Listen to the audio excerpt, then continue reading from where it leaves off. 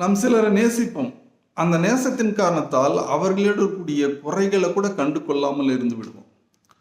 அந்த குறைகளை கூட நன்மை போன்று நாம் காரணங்களை சொல்லி கொண்டு இருப்போம். அதே போல் சிலரை வெறுப்போம். அவர்களிடம் நன்மைகளை கண்டு கொள்ள மாட்டோம். குறைகளை மட்டுமே சொல்லி கொண்டிருப்போம். அவர்கள் செய்யக்கூடிய நன்மைகளை கூட குறை காண்டு கொண்டு இருப்போம், குறை சொல்லிக்கிட்டு இருப்போம். அல்லாஹ் தான் திருமறையில் சொல்கிறான், லா எஜிரமன்னக்கும் ஷனஆனு கௌமின் அலா அல்லா தஅதிலு. ஒரு சமுதாயத்தின் மீது உங்களுக்கு உள்ள வெறுப்பு, அந்த வெறுப்பின் காரணத்தால நீதி செய்யாமல் இருக்க உங்களை தூண்ட வேண்டாம்.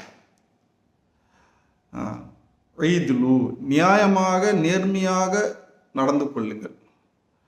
அக்கரபுலி தக்வா, அதுதான் இறையச்சத்துக்கு நெருக்கமான செயல் என்று அல்லாஹ் சுப்ஹானஹு வ தஆலா தன் திருமறையிலே சொல்லி காண்பிக்கின்றார்.